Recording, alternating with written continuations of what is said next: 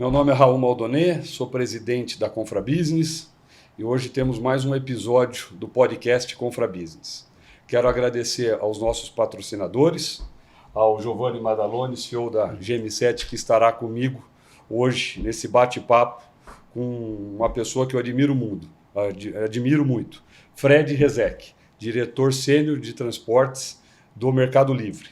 Mercado Livre, que eu digo, é um case de extremo sucesso. Eu sou suspeito para falar, porque o meu ramo de atuação desde os 17 anos é o transporte rodoviário de cargas.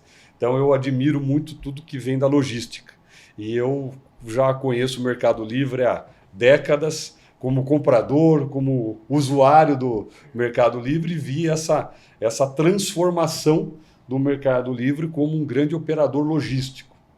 Então, Fred, eu queria que você aí dividisse com a gente, você que entrou um pouco antes da pandemia, como que foi essa transformação brutal do Mercado Livre, que já, evidentemente, já tinha anos no mercado, mas eu acho, minha opinião, não imaginava, eu acho que ninguém imaginava um evento dessa magnitude, que foi, acho que, um grande propulsor desse crescimento que hoje a gente pode observar do Mercado Livre. Então, conta um pouquinho como que você, recém-chegado lá, sentiu e teve que tomar decisões, acredito eu, muito ágeis e assertivas para poder surfar esse momento que, como eu disse, nunca jamais visto na história, né? Verdade. Cara, primeiro, obrigado aí, Raul, obrigado, Giovanni, pelo convite, todo o time da Confra Business, é um prazerzaço estar aqui. Legal. É uma honra poder dividir, vocês falaram de tantas pessoas grandes aí, legais, que passaram, a honra estar aqui na mesa.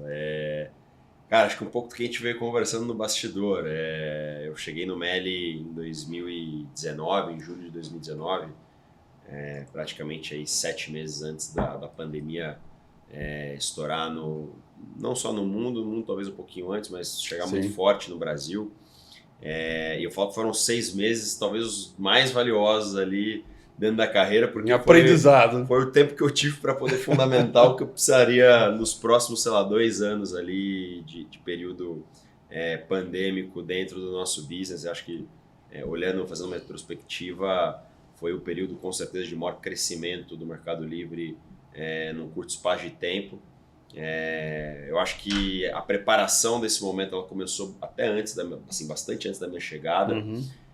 Conversava um pouco com o Giovanni de que acho que algumas decisões de poucos anos antes foram fundamentais para que a gente pudesse estar bem preparado. Então, eu destaco a questão da nossa estratégia de trabalhar 100% com sistemas próprios, né? Em algum momento, a gente, quando entendeu que a logística precisava ser verticalizada dentro do nosso negócio, a gente não tinha uma expertise e um background de tecnologia para logística, né? A gente era um marketplace e acreditava-se por muito tempo acreditou-se no Mercado Livre que o Meli não entraria no mundo físico, né? O Mercado Livre seguiria no mundo digital e que o mundo físico estaria restrito a isso, a isso. E a gente percebeu que, com o nosso foco muito grande em criar valor para o usuário, seria impossível a gente não tocar no mundo físico, porque você imagina vendedores que tinham que preparar 100, 200 encomendas, combinar um frete, encontrar uma forma de entrega. Complicadíssimo. Isso era complicadíssimo. Então, acho que a primeira decisão assertiva foi da gente conseguir desenvolver uma plataforma própria, um sistema próprio para poder atender essas demandas. Por quê? Porque isso foi fundamental na flexibilidade e na resiliência que a gente colocou a hora que a pandemia chegou. Ou seja, sem dúvida. A hora que, enfim, os primeiros negócios começaram a ser fechados, onde a gente percebeu um recuo muito forte de mercado, aquilo deu um super frio na barriga de todo mundo. E agora, o que vai acontecer? Até porque não havia receita até então. Não havia nenhuma receita de bolo. A gente estava talvez algumas semanas atrás ali da Europa e dos Estados Unidos. E eu lembro que, acho que no 10º dia de pandemia, o negócio tinha recuado mais ou menos 80% aqui no Brasil. A gente tendo que replanejar todo o ano. E o Juan Martín de la Serna, que na época era o CEO da companhia, ele falou, cara, como é que a gente está em capacidade dentro das operações? E eu falei, putz, ele vai começar a perguntar qual cidade a gente pode fechar, né? E ele falou assim, eu falei, Juan, temos, sei lá, X mil pacotes de capacidade. Em quanto tempo a gente consegue dobrar isso? Olha a visão dele. E eu falei, cara, o que esse cara tá falando? Assim, não faz sentido nenhum. Nenhum. Que papo é esse? Eu falei, Juan, precisamos pensar, assim, acho que A gente tinha recentemente passado por uma decisão de mudança de um centro de distribuição nosso, por uma questão do crescimento do fulfillment. A gente teve que levar uma nave de cross-docking para um outro lugar. A gente teve que fazer isso meio que a toque de caixa. E em 45 dias a gente mobilizou e fez essa transição. Eu falei, cara... 45 dias é muito pouco. 45 dias a gente conseguiu mover isso. Então, na minha cabeça, eu falei, Juan, eu preciso de 60 dias para poder abrir um centro de distribuição de, sei lá, 20 mil metros quadrados, 15 mil metros quadrados. Torná-lo operacional. Torná-lo operacional com o nível de tecnologia que a gente já tem desenvolvido até agora, e por isso que eu falo que lá atrás essa adesão foi super importante. Sem dúvida. Porque a gente tem sistemas hoje que são muito fáceis de começar a pilotar, muito fáceis de treinar o time. E ele falou, cara, então já mapeia quais vão ser as principais localidades que a gente vai precisar abrir, porque o que a gente está vendo na Europa e nos Estados Unidos é que está vindo um tsunami de volume. Que nós vamos ter que surfar nele. Que a gente vai ter que surfar, as pessoas estão enclausuradas, as pessoas não podiam sair de casa naquele momento. Muito dos negócios estavam proibidos de fazer circulação, ou seja, a gente voltava só para a circulação do que era realmente essencial no país naquele momento. Eram perecíveis, medicamentos, eram poucas coisas, e a gente ainda estava tentando entender quem poderia realmente circular. E a gente começou a mapear, tudo bem, então a gente tem uma baita oportunidade olhando para quem estava operando através de correios ou de outras soluções dentro da plataforma. A gente começou a montar mapas de calor, falando, tá bom, a gente vai abrir a operação aqui, começamos a fazer um mapa da mina. Plotamos e começamos a falar, cara, vamos começar a buscar oportunidades de real estate agora para poder abrir. Só que em paralelo a isso, tinha uma dúvida que era, os vendedores, eles vão poder operar? Esse cara vai poder trabalhar? Esse é o questionamento. Ele vai poder abrir as portas? Porque os negócios estavam todos fechados. Era caos total, todo mundo com portas fechadas, as pessoas não querendo sair de casa. E um risco enorme de que, assim, o maior risco que a gente via, a maior preocupação que a gente tinha era, se a gente traz esse vírus para dentro de uma operação, o impacto que isso pode gerar, obviamente, em primeiro lugar nas pessoas, mas também no negócio. Porque se a gente fechasse um desses armazéns nossos enormes, o impacto seria inestimável para o business. Então, ali a gente começou a levantar pesquisas, perguntar quais dos vendedores iam poder operar, quais não iam poder operar. Tudo isso em tempo recorde, né? Tempo recorde, desenvolvendo ferramenta para poder falar com esses vendedores através da plataforma, tendo que incentivá-los a responder, porque muitos às vezes nem respondendo estavam. A gente aprendendo com quem operava, quem não operava. Até uma hora que, sei lá, acho que foram 2 a 3 semanas, algumas semanas passaram e a gente foi percebendo que, cara, o pessoal podia voltar a operar, meio que portas fechadas, mas abrindo para que o e-commerce pudesse passar ali. Acho que a gente ajudou muito a manter vivo muitos negócios, assim, isso foi fundamental. Muita gente tem relatos dos vendedores falando, cara, sem o Mercado Livre nesse período, para a gente impacto social positivo que vocês trouxeram. Acho que assim, muito em linha com a nossa essência de democratizar o comércio.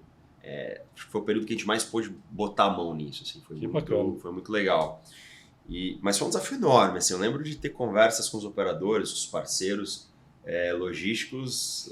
Tem uma conversa emblemática para mim, que inclusive é um cara que hoje está no Mercado Livre com a gente. Ele saiu da DHL e veio trabalhar com a gente numa das operações que a gente tinha com a DHL na época. Ele me perguntava, Fred, quanto que a gente contrata, cara? Eu falei, a gente precisa crescer a operação. Ele falava, tá bom, quanto? E eu falava, cara, quanto você conseguir contratar? Quanto assim, você tiver braço fatal. Cara, me fala quanto você consegue colocar e nós vamos modelar a demanda em cima disso. Porque assim, a gente crescia double digit, triple digit, semana a semana. Não era mês a mês. Era um negócio absurdo. Assim, era uma demanda que explodiu.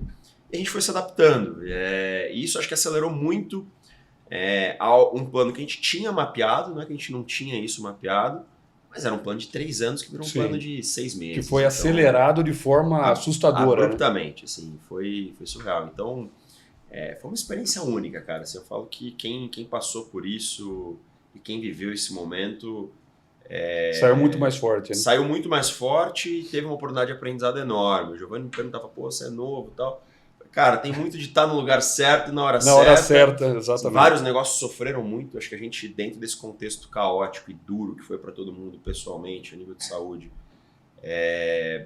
não dá para falar que foi um momento bom para a gente como sociedade, claro. Mas como negócio foi talvez um dos momentos mais cruciais que o Meli teve, com certeza, na última década. O resultado foi um legado positivo para muitas empresas. E fundamentou nossas bases. Então, acho que isso foi espetacular. Assim.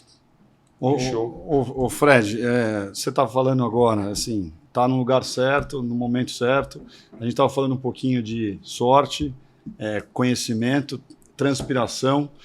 O Mercado Livre teve, né, ao longo desse tempo, você comentou também, parte da pandemia, que teve um crescimento exponencial, e pós-pandemia, manter, vamos dizer, o nível da régua ali em cima e para poder crescer, deve ter sido bem desafiador para as pessoas que trabalham no Mercado Livre. E a gente vê, inclusive, nesse ano, vocês foram reconhecidos como uma das empresas mais influentes entre 100 empresas no mundo, ao lado de SpaceX, Samsung, Disney, LVMH, JP Morgan. Aliás, Raul, que várias dessas empresas fazem parte do Confrabusiness. Legal. Aliás, quase todas elas. Exatamente. E são agora sugestões para os próximos podcasts. Os próximos podcasts. E assim, chegar nesse reconhecimento como uma das empresas mais influentes e também mostrando alguns dados, por exemplo, que a gente coletou, o crescimento que vocês tiveram de lucro operacional de 2022 para 2023, a gente nem acabou o ano, já estávamos falando em 134% de incremento do resultado em lucro operacional. Deve com certeza ter duplicado o faturamento de um ano para o outro ano. Queria que você tentasse passar para quem está vendo a gente aqui qual é essa essência, esse segredo. Você falou algumas coisas, você já adiantou, né, informações aqui relevantes, mas qual é essa essência que faz vocês se transformarem ano após ano nessas superações de resultados e recordes?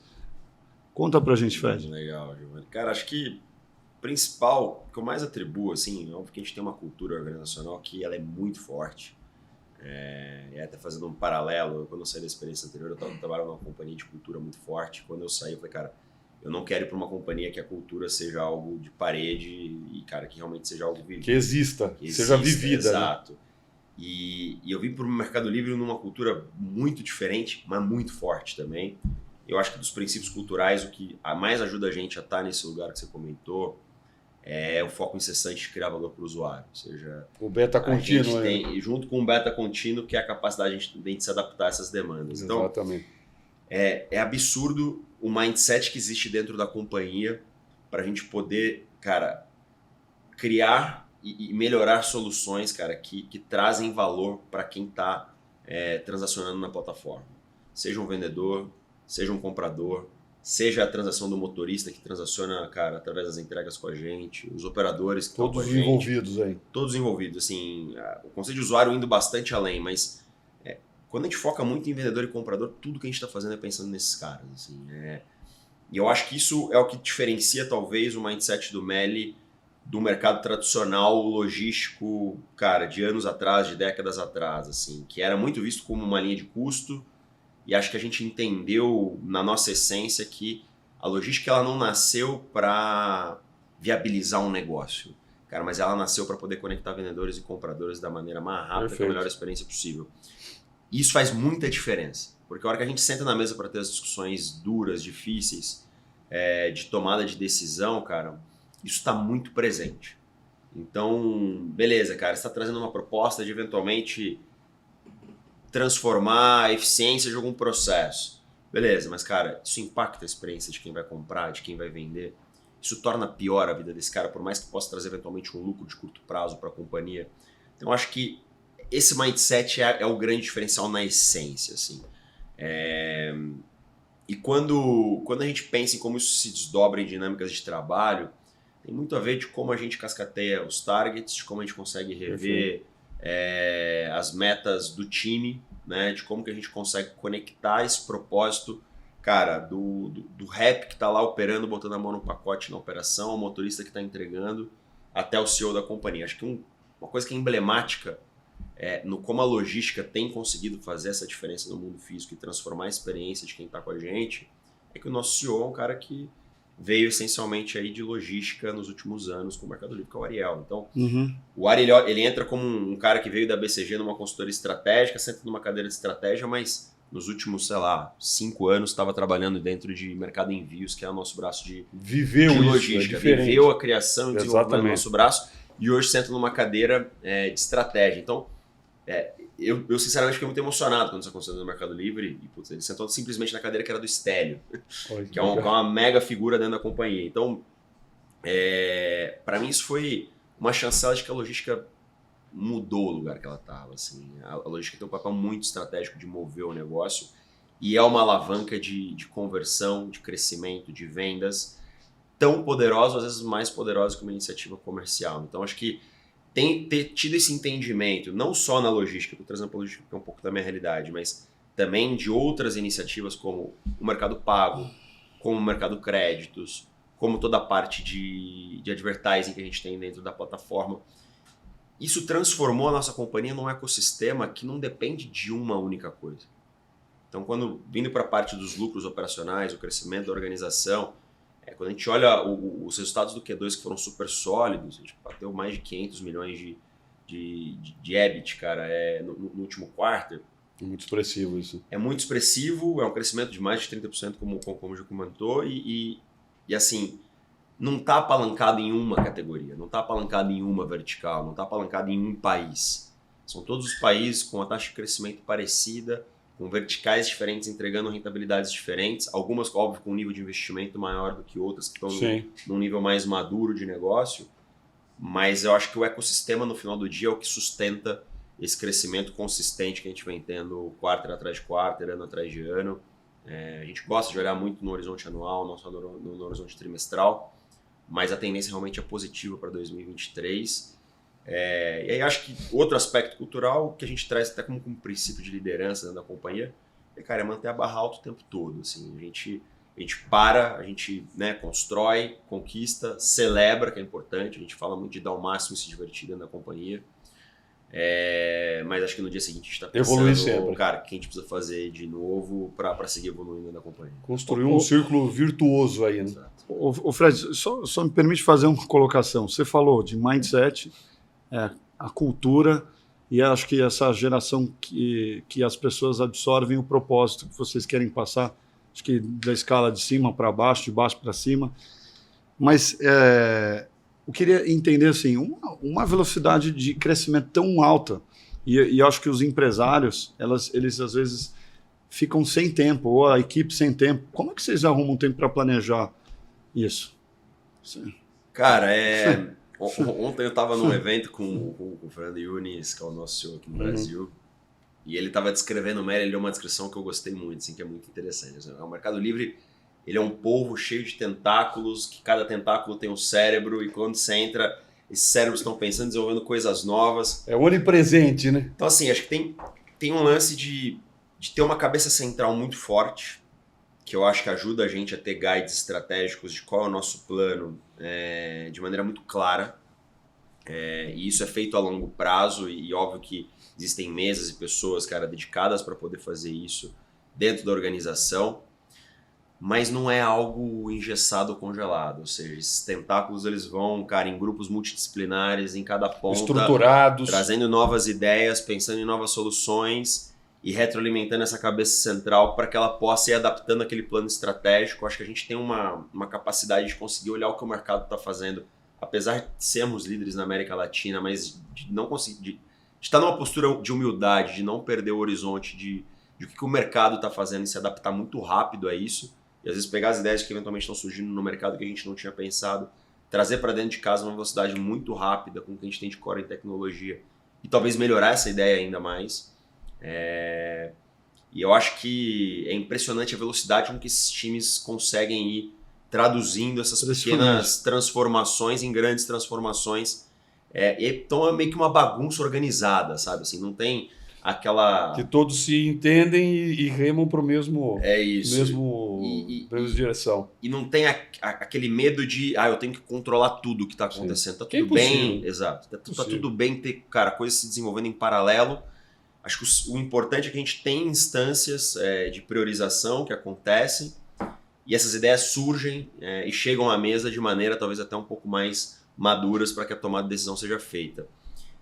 E aí acho que não tem como a gente volta para o tema do mindset e da cultura, que é, cara, uma vez que você tem um time alinhado com isso tudo, você consegue dar uma autonomia muito grande para que essas pessoas tomem decisões nas pontas.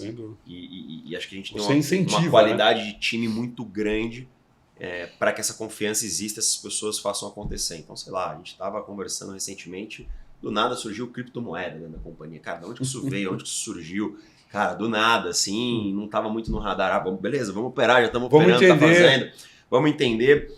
E também não temos medo de errar. Acho que assim, acho que a gente errou bastante já também ao longo do caminho. Que é necessário. Exato, que é super necessário, mas entender que, cara, erra rápido, corrige rápido. Correção. E, cara, e seguimos em frente e com uma capacidade muito forte do que o Raul até trouxe, que é o beta contínuo que a gente anda na companhia, que é a capacidade de criar uma ideia, tá tratando ela como uma ideia em beta o tempo inteiro, ela não como uma ideia definitiva. Cara, corrige, itera. Ajusta. Uma coisa que eu acho impressionante dentro do Mercado Livre, que é você nunca sai de uma mesa de construção ou de solução com a ideia pior do que ela entrou. Ou seja, sempre tem gente, cara, trazendo, aportando. E tem uma coisa que um dos líderes que eu tive no Mercado Livre, que eu cheguei, cara, me deu, e eu uso isso muito no dia a dia, eu vejo que isso ajuda muito no Meli, cara, amplia as mesas. Assim, a gente tem uma cultura de ter mesas amplas, não no sentido de muita gente, mas de ter gente com pensamentos e visões diferentes, multidisciplinares. Para poder colaborar e enriquecer. Para poder colaborar. No início eu ficava impressionado como o time de tecnologia conhecia de logística. Então eu vinha de um mundo mais tradicional, onde a indústria, cara, o time de TI era um time mais tradicional, mais passivo, mais né? passivo, onde tudo era muito estruturado, e aqui eu sentava em mesa com um time de tecnologia, os caras perguntando do detalhe da minha operação de Recife, por que o operador, cara, fazia o movimento X e não o movimento Y, e o que a gente podia mudar na tela do sistema que melhorava eles, cara. Né? Então, assim, um nível de discussão muito profundo, onde todas as pessoas estão ali com conhecimento muito alto do negócio, tentando trazer melhorias no dia a dia. Então, assim, isso para mim eu acho que faz esse ecossistema funcionar, ainda que com muita descentralização, sem perder o horizonte de uma ideia central que tá bem clara para todo mundo e de uma cultura que tá bem clara para todo mundo. Fantástico. Fantástico.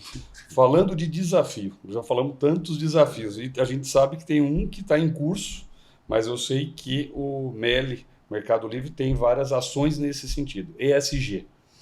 E ESG, o termo, ele é super... ele comporta muitas ações aí, sociais, governança, meio ambiente. O que o Mercado Livre está esperando, o que ele já fez e o que ele está esperando para os próximos anos? Legal. Acho que assim, a gente tem várias frentes na parte de ESG. Acho que a gente tem uma parte muito importante que a gente fez recentemente, que é o incentivo aos biomas do Brasil. Então a gente tem uma cobertura muito grande dentro da companhia. Mas o que a gente percebeu é que a gente poderia dar um pouco mais de luz e voz a alguns produtores locais de alguns biomas específicos. Então, vou trazer um exemplo. A gente recentemente, cara, colocou um pouco mais de 1.000 itens, 1.000 anúncios de produtores locais da região amazônica do Brasil dentro da plataforma. A gente deu uma visibilidade diferente para que esses caras pudessem colocar ali os produtos deles que eventualmente não tem um grau de exposição a nível nacional tão grande, dentro de uma plataforma que, cara, tem mais de 500 acessos por segundo, para que eles pudessem ali potencializar o teu negócio. Então, acho que essa é uma frente que a gente vem tentando traduzir em outras... Puramente social. Negócios, com foco muito social. Nos colocou na vitrine aí. Exatamente. A gente deu uma visibilidade diferente. A gente vem com uma frente muito forte de cobertura e entrada em comunidades do Brasil. Então, a gente vê muitos operadores e muitos players do mercado fazendo isso através de cooperativas de comunidades para fazer entrega. A gente também tem uma frente dessa dentro da companhia, que em Paraisópolis a gente já está operando com um parceiro que é o Favela Express, para poder fazer entregas ali dentro da comunidade. Chegar nas pessoas ali. Mas a gente não se restringe a esse modelo. Então a gente também tem modelos de entrega de forma direta, potencializando, cara, trabalhadores de dentro da comunidade. Por exemplo, no Rio de Janeiro, Rio de Janeiro tem aproximadamente 15% de população morando na favela, por exemplo. E a gente tem uma cobertura no Rio de Janeiro de 99,7% de cobertura, praticamente. Praticamente 100%. A gente chega em praticamente todos os lugares do Rio de Janeiro, em praticamente todas as comunidades do Rio de Janeiro, e de forma direta. Então tem um trabalho de inteligência do nosso time de Loss Prevention, muito integrado com os grupos das comunidades, para saber aonde faz sentido a gente entrar, com quem faz sentido a gente entrar, desenvolvendo parceiros locais e tendo informações, estruturando um modelo para que todas as pessoas possam ter a mesma experiência de entrega. Ou seja, eu sempre brinco com o pessoal, cara, uma coisa é entregar next day, same day na Faria Lima.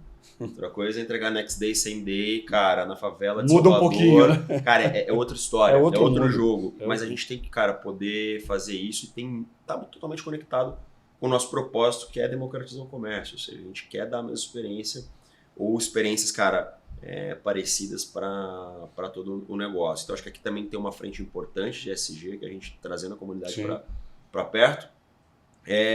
E acho que na parte de environment, acho que assim, a gente está com um projeto muito robusto de eletrificação da nossa frota. Frota elétrica. De frota elétrica. Então, hoje na América Latina a gente já tem mais de 1.000 veículos elétricos. A gente está com 1.100 veículos elétricos na América Latina. Aqui no Brasil são mais de 700 veículos elétricos já. Um plano ambicioso de crescimento. A gente vai passar aí da casa de milhares de veículos elétricos no Brasil. Bem ambicioso. Nos próximos 2 anos. A gente também tem trabalhado muito forte com soluções de caminhões de maior porte, com modais alternativos também. Legal. A gente também está avaliando modais elétricos para veículos grandes. Então a gente está tentando ser bastante disruptivo nesse sentido.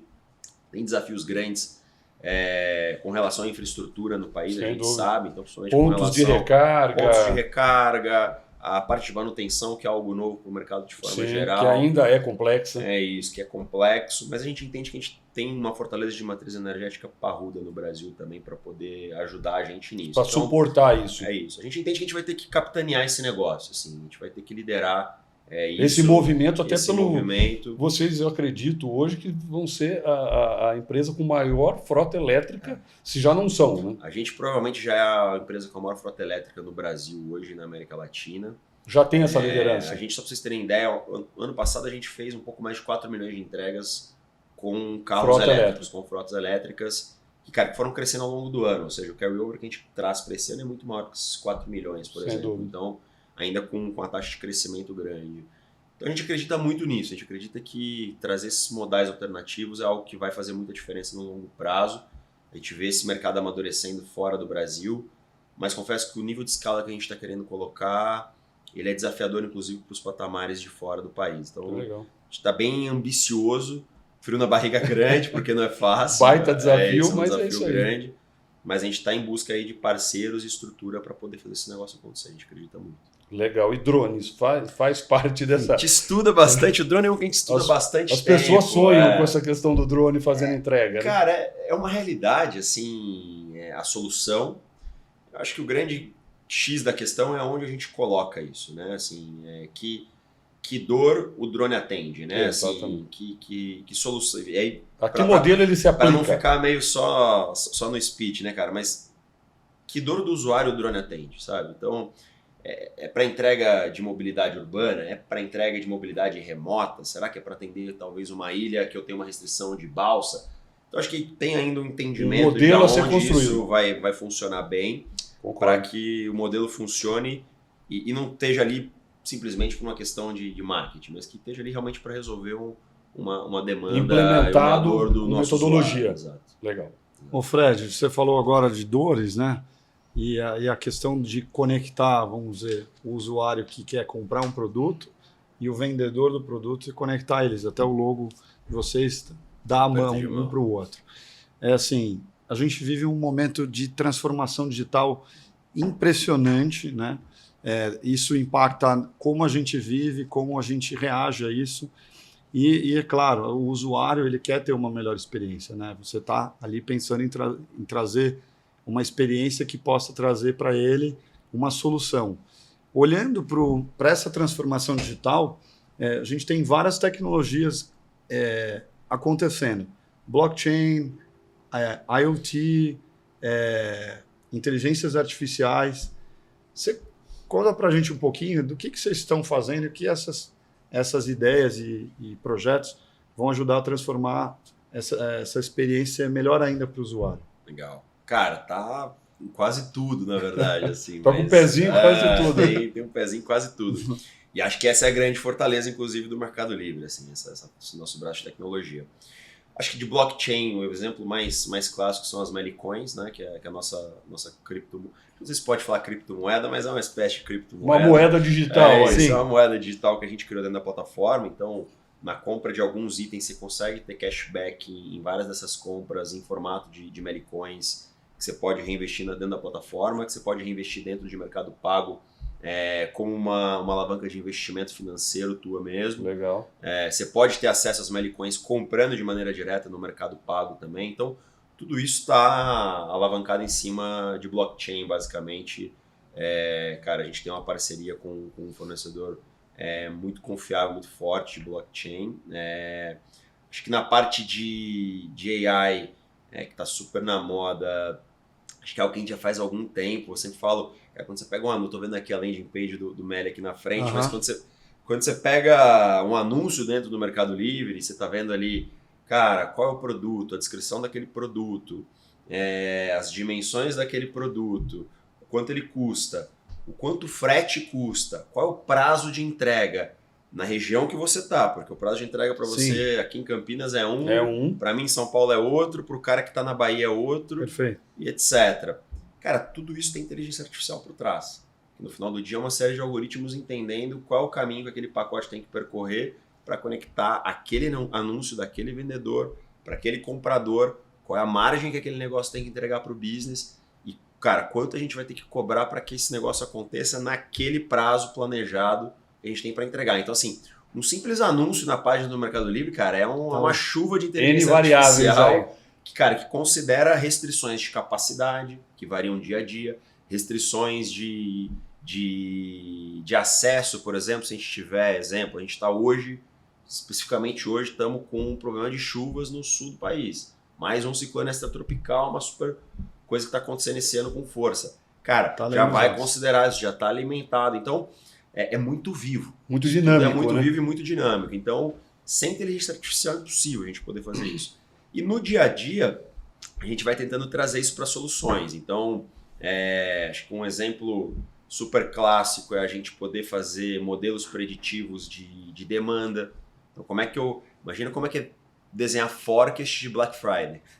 É o que eu vou te perguntar na sequência. Assim, é um negócio, uma arte. E ali você vai ter que consumir informações do que está acontecendo no mercado, com o que está acontecendo na tua plataforma, dependendo da promoção que um fez, um cupom que o outro lançou, e como você vai adaptando isso para transformar o que é um SNOP de médio e longo prazo para um SNOI de curtíssimo prazo.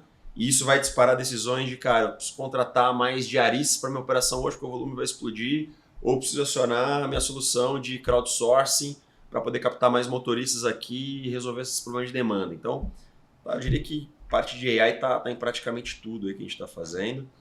E acho que tem as mais futurísticas, né, cara? Assim, a gente vê Google Glass, a gente vê o tema de internet nas coisas podendo entrar como uma alavanca de treinamento para motoristas, para representantes, como é que a gente torna a entrada na nossa operação, o onboarding das operações cada vez mais simples, como que a gente usa o aplicativo onde o pessoal está operando para poder ter disparadores de soluções mais on-demand para cada comportamento de cada usuário. A gente tem falado muito em dispositivos de segurança para a nossa operação, que é algo que é complexo. A gente tem mais de 20 mil, pode passar até de 30 mil motoristas hoje na rua. Muita gente, um exército. A segurança desses caras, então uma câmera de controle de fadiga para esse cara, para garantir que ele não vai se acidentar, telemetria para a gente poder ver o comportamento de direção desse cara na rua, para a gente poder ir dando feedback, eventualmente disparar um treinamento proativo para esse cara poder se reciclar. Então acho que tem muita coisa que a gente está pensando também para a segurança do ecossistema acontecer. Então acho que a gente vem cada vez mais evoluindo, mas tem um mar de oportunidades que tem mudado muito rápido. Né? Sem dúvida. E nessa linha, Black Friday, chega sempre o tema, tá na hora. Dá mais outubro, um mês vai antes. Vai ser novembro agora. Exatamente, final de novembro. Só que para uma Black, muita coisa já é feita antes, né? O que de diferente, porque a gente sabe, é um aumento exponencial, concentrado num curto espaço de tempo, todo o desafio que você já citou, mas o que vocês estão pensando de diferente para esse ano, para a Black de 2023? Legal. Cara, acho que assim, a Black de 23 ela tem um fator competitivo diferente dos outros anos, né? Eu acho que é o primeiro ano que a gente entra com um player local mais machucado, que é a Americanas. Então, sem dúvida. Americanas entra num contexto mais desafiador. Isso, obviamente, abre uma brecha de... Porque ela tinha um sharing importante. Então, isso abre uma brecha de mercado que acho que está todo mundo querendo capturar. Sem dúvida. E a gente vê a entrada dos players asiáticos muito forte, né? Acho que talvez vai ser a Black Friday com maior participação dos players asiáticos no país. Então, isso muda muito o contexto competitivo, né? A gente tem uma estratégia agressiva, comercialmente falando. A gente vai com bastante novidade. Não posso falar muita coisa, mas, cara, tem bastante novidade se prepara legal. Que vem coisa boa. Assim, fiquem atentos. A gente vai estar usando de muito meio mainstream que a gente entrou esse ano, exemplo do Big Brother. A gente vai estar no mainstream de novo para fazer uma awareness legal da nossa marca e da nossa Black.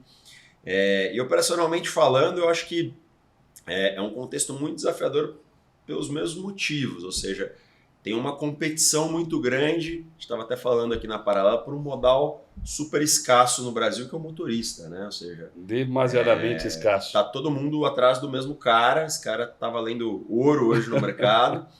E acho que tem um dado interessante, que é um dado que, como representante de logística, eu não posso deixar de abordar, e acho que todo mundo do meio tem que pensar que, assim, nos últimos 10 anos o Brasil perdeu 1 milhão de motoristas, não necessariamente por acidentes, mas pessoas que deixaram de operar na profissão para fazer outra coisa. Isso é um dado preocupante para a gente que está no setor. Então, entender como a gente pode escalar a entrega e a mobilidade, que é a bola da vez para todos os consumidores dentro do varejo, vai ser fundamental. Então, eu acho que a gente... Ele é um ator fundamental para esse teatro. Para isso poder acontecer, totalmente. Exatamente. Totalmente. Então, a gente tem uma estratégia muito clara de não estar com todas as fichas no mesmo lugar. Então, a gente tem uma estratégia de frota que passa por frota dedicada e fixa. Uhum. A gente tem uma estratégia de parceiros que trabalham com a gente numa contratação spot, mas com uma sazonalidade mais frequente. Uma recorrência. Uma recorrência maior. E a gente tem um modal muito forte que vem atingindo os maiores patamares de penetração dentro do nosso negócio, que é o crowdsourcing. Então, a gente tem uma plataforma que é o Mercado Envios Extra, que é uma plataforma que qualquer motorista, através de um MEI, pode se cadastrar. Mesmo que não seja um motorista, eu, por exemplo, tenho meu carro. Se eu tiver quer fazer um MEI, se eu quiser fazer ali um transporte com o Mercado Livre, eu me cadastro. E com esse cadastro eu começo a ter ali uma série de scorings que vão me possibilitando fazer o carregamento. Eu vou recebendo ali as ofertas de rota para poder fazer. São rotas de menor espaço de tempo, de até 4 horas, eventualmente a gente tem modelos de até 6 horas, mas que o cara pode escolher ali o que cabe melhor dentro da rotina dele. Então a gente consegue trazer muita gente sobre a oportunidade ali daquele espaço de tempo que eventualmente o cara tá ocioso. Talvez trabalha numa outra plataforma. Sim. Exemplo, o cara pode trabalhar no iFood, fazendo a entrega na hora do almoço, à tarde ele sai para fazer a entrega no Mercado Livre e à noite ele volta a fazer o iFood dele. Então você consegue ir potencializando opções para que esse cara autônomo possa fazer o trabalho dele de maneira ótima, e isso ajuda a gente a gerar mais capacidade para dentro da rede. Falando de operações, eu acho que a gente vem trabalhando muito forte nas ferramentas de demanda de capacidade. Então, a gente tem hoje ferramentas para poder ir modelando para onde esse volume deveria vir, aonde, cara, a gente tem restrição, aonde a gente não tem restrição, como que a gente rebalanceia isso tudo.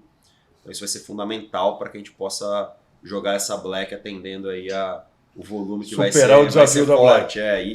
E entender o que a gente faz com a sazonalidade, né? Ou seja, atender a sazonalidade, obviamente, mas também não perder de vista o que é o valor principal ali para quem está comprando naquele momento, né? Então, eventualmente, nesse período a gente vê que existem muito mais compras por oportunidade de preço. Talvez o preço ele tenha um valor muito maior do que necessariamente o prazo de entrega. E tá tudo bem, a gente talvez possa conviver com isso em alguns lugares, para que a gente não necessariamente tenha que colocar um investimento enorme para atender um pico de demanda de 1 dia, 2 dias, Entendi. Por exemplo. Entender melhor modelar bem a demanda e a capacidade dentro do que faça sentido para o negócio, mas a gente vem forte, com coisa boa, animada, bacana, tá legal. bacana. O Fred, acho que só para deixar claro para as pessoas que estão nos vendo, vocês falam com naturalidade, MELI, né? Só para esclarecer, MELI é Mercado Livre. Que os caras são experts em logística com apelido carinhoso. A gente tá a gente está tendo aqui muitos insights que são inspiradores para o empreendedor, né? Tô falando de mindset, falando de cultura, falando de tecnologias, falando de dar autonomia para as pessoas. E assim, ficou claro, né, por todos os dados que a gente tem, né, do Mercado Livre e por tudo que você falou, que o Mercado Livre se torna uma inspiração para muita gente. E eu fiquei bem tocado na questão desse ecossistema, na geração que existe de aproximar pessoas que tenham seus produtos e não consigam atingir os seus clientes. Vocês conseguiram democratizar, e até mesmo você comentou aí no Bioma, até gente que talvez seria quase impossível alcançar o mercado, e isso traz uma geração de empregos, traz uma economia, e respeitando a economia regional. E aí ficou também a dica aqui, ó, que tem muita oportunidade de caminhoneiro também, né? De pessoas que podem fazer o transporte. E aí isso é a inspiração que a gente vê no trabalho de vocês. Mas aí a pergunta para ti é o seguinte: o que inspira você, né? Quais são as inspirações que vocês do Mercado Livre, aonde vocês se inspiram? Qual é a inspiração de vocês? Cara, eu acho que, falando do Meli, eu acho que é meio inevitável não olhar assim, para os mercados mais maduros, né? Quando a gente olha principalmente Estados Unidos e Europa, fazendo um paralelo, a penetração do e-commerce nesses mercados estão acima de 30%. Muito mais madura que a nossa. Exato. A gente aqui está na casa de 12%, 15% mais ou menos de penetração no varejo. Então, assim, tem um caminho enorme para a gente crescer ainda. E esses caras estão na frente, eles estão anos na frente na construção disso. Acho que a Amazon é uma grande inspiração. A Amazon nos Estados Unidos, o que ela construiu de ecossistema, de legado, de soluções, com uma visão muito forte de criação de valor para o usuário, com certeza é uma inspiração para o Mercado Livre. E é um prazer poder competir com a Amazon no Brasil também. Acho que é um desafio que motiva a gente e inspira a gente todos os dias. Então, acho que é algo muito prazeroso e dá orgulho ver que aqui na América Latina a gente está na frente deles. A gente é competitivo também, mas a gente está na frente deles aí em todos os mercados praticamente. Isso é um reconhecimento porque a gente veio construindo até aqui. Acho que a gente pode competir com os caras grandes de igual para igual, ainda que o nosso foco esteja 100% restrito à América Latina. Uhum. E óbvio que a gente tem uma posição de muita humildade, como eu comentei anteriormente, de também olhar para quem está chegando. Ou seja, tem esses players asiáticos, são caras que têm trazido desafios de adaptação para a gente que são importantes também. Da gente entender se a nossa estratégia precisa de alguma coisa nova ou não. Algum ajuste ou não. Exato, de algum ajuste ou não. Isso, de alguma maneira, inspira e traz um frio na barriga para a gente poder se cobrar e manter a barra alta o tempo todo dentro da companhia, para que a gente possa não defender a posição que a gente está, mas atacar o mercado para buscar aquilo que a gente não tem ainda. Ou seja, a gente tem uma oportunidade, além da penetração do varejo, uma oportunidade enorme de market share ainda. Então, sim, eu acho que tem um caminho longo do que vai acontecer. Acho que o mercado ainda está se transformando, principalmente nesse ano, passando por muita transformação, mas isso deixa a gente muito animado e com aquele frio na barriga bom. E, cara, para mim, o que me inspira muito, eu acho que isso vai aparecer aí talvez com várias pessoas, cara, é a oportunidade de construir um legado. Assim.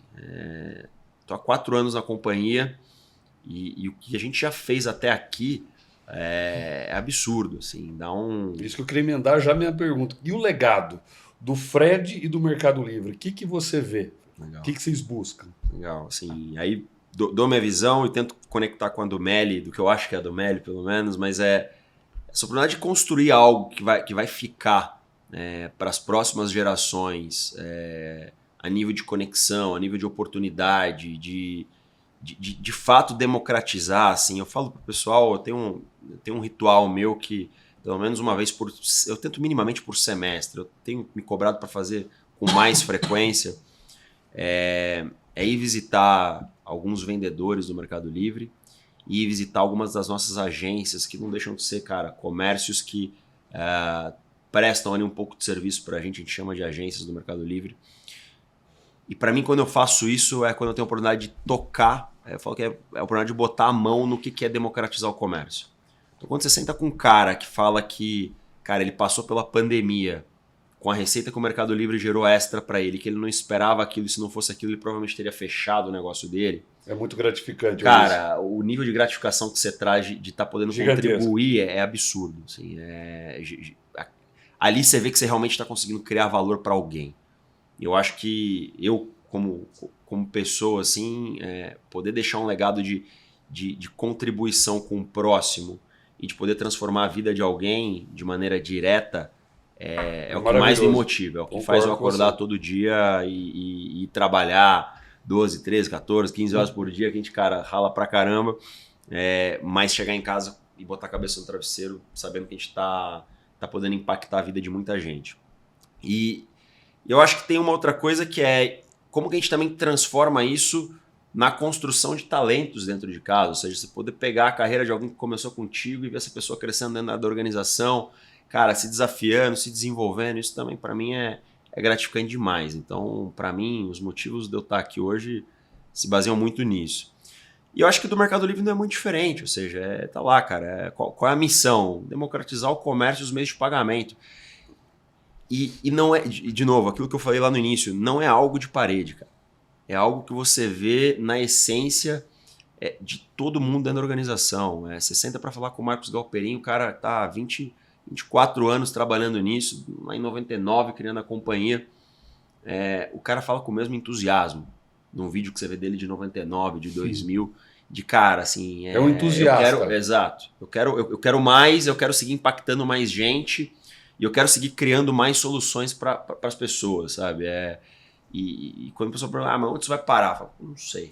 Assim, realmente eu não sei. O céu é o limite. Mas está entregando na lua daqui a pouco. E eu acho que é isso que tem feito o nosso negócio ser forte, se fortalecer. Ou seja, aquilo que eu falei, a entrega do ecossistema, ela começa a tornar um círculo tão virtuoso de resultado, de criação de valor, de engajamento das pessoas dentro do que é o Mercado Livre, que o potencial disso é enorme. E isso vai fortalecendo a gente contra o mercado de maneira muito robusta. Então, cara, o cara entra no Mercado Livre, ele pode vender, ele tem uma solução de logística, cara, com uma cobertura de quase 100% do território nacional, ele pode pegar crédito dentro da nossa plataforma, cara, para poder investir no negócio dele, ele pode pegar um empréstimo ou fazer um investimento do resultado dele dentro do Mercado Pago, ele pode fazer um advertising dentro da própria plataforma, ele pode colocar um anúncio dele com uma relevância diferente, ele pode diversificar o estoque dele entre fulfillment, coletas, fazer entregas de micromobilidade completa, ou seja,